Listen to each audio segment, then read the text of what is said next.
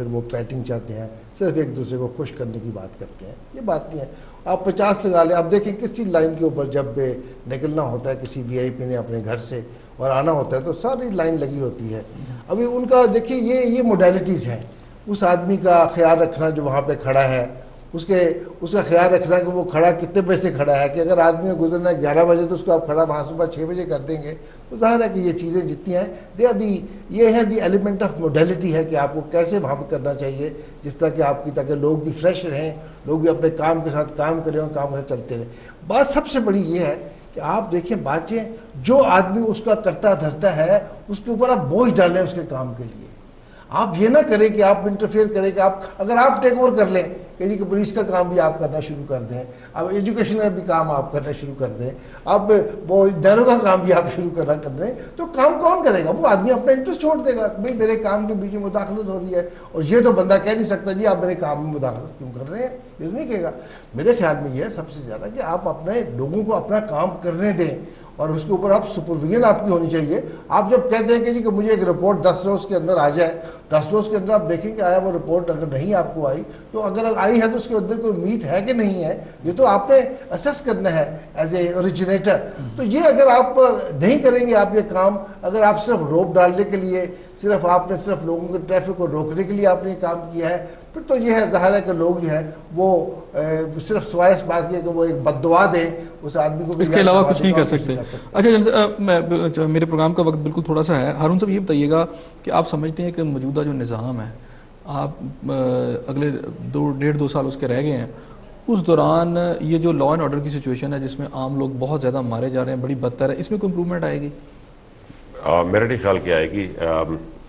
جو چیز 3 سال نہیں ہو سکی وہ آگے بھی نہیں ہوگی میرا خیال ہے. اور آگے اب میرا خیال بجٹ کے بعد ساری پولیٹیکل پارٹیز ایک الیکشن موڈ میں نکل آئیں گی, اور جب الیکشن موڈ ہوتا ہے اس میں تو وہ آپ کی سپیچز اور پلینگ ٹو دا گیلری زیادہ ہوتی ہے, اور عمل جو ہوتا ہے اور کام جو ہوتا ہے گراؤنڈ پہ وہ کم ہوتا ہے.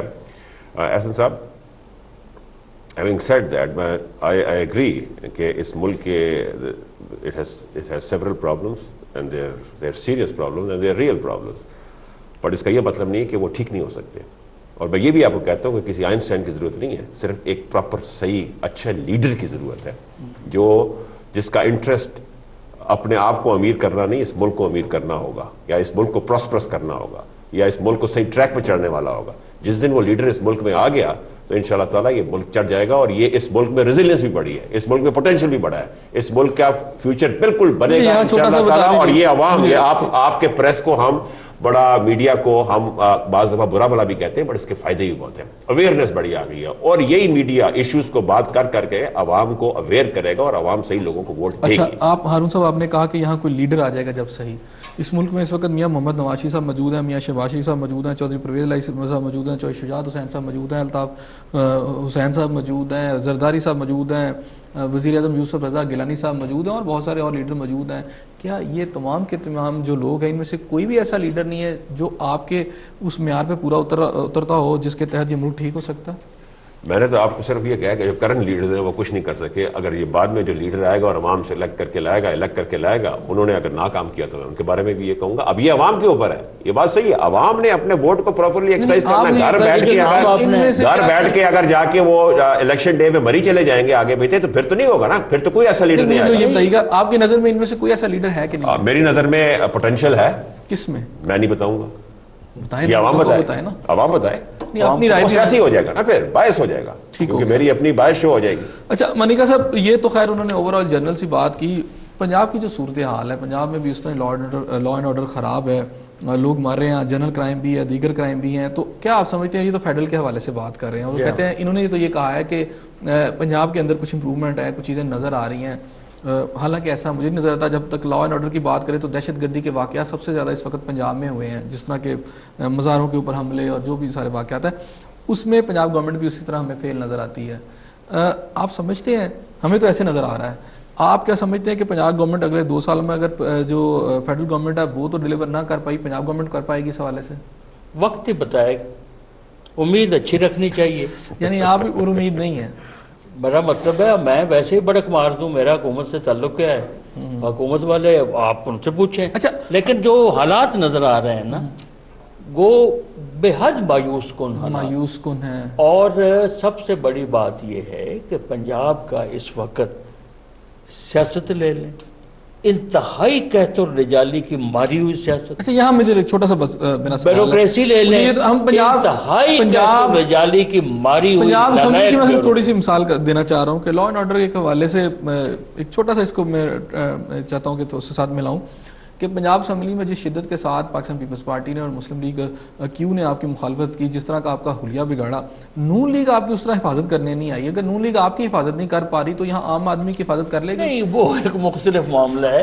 مسئلہ صرف یہ ہے کہ آپ یہ دیکھیں کہ پنجاب اسمبلی میں گزشتہ سیشن جو 22 دنوں کا تھا، اور ایک لمحے کے لیے بھی اس عوام کا دھیان کسی نے نہیں کیا. اپنی حاضری لگائی، 3000 کی دیہڑی لگ گئی اور ہلڑ بازی کی نظر پورا سیشن کر دیا.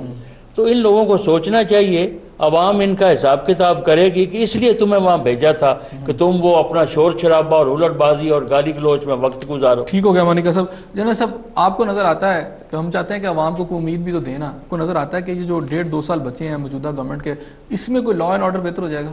دیکھیے جی، بات یہ ہے کہ جو جس طرح کہتے ہیں نا کہ آپ test of the putting لائز in its eating, کہ آپ کا ایک میئر ہوتا ہے ہر ایک چیز کا ایک میئر ہوتا ہے.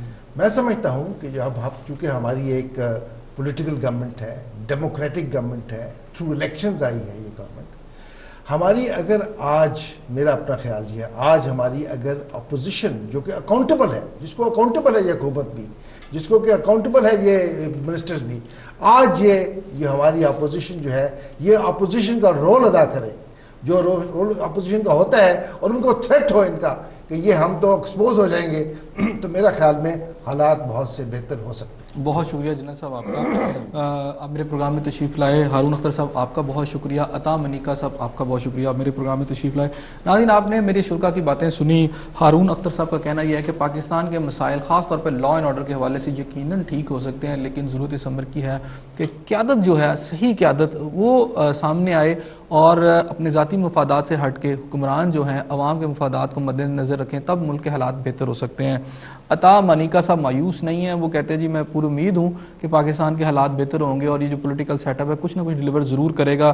جنرل راحت لطیف صاحب نے بڑی اہم بات کی. انہوں نے کہا کہ پاکستان کا سسٹم شاید اس لیے بھی بہتر نہیں ہو رہا کہ اپوزیشن کا جو اصل کردار تھا وہ اپوزیشن ادا نہیں کر رہی. اگر اپوزیشن اپنا کردار ادا کرتی تو شاید حکمرانوں کا قبلہ درست رہتا اور پاکستان کے مسائل جو ہیں وہ حل ہوتے. اس دعا کے ساتھ کہ اللہ تعالیٰ آپ کو اپنی رحمتوں کے سائے میں رکھے، میں آپ اور ہم سب مل کر ایک دوسرے کے لیے رحمت، بھلائی اور بہتری کا باعث بنے. اپنے میزبان احسن ضیاء کو اجازت دیجیے. اللہ حافظ.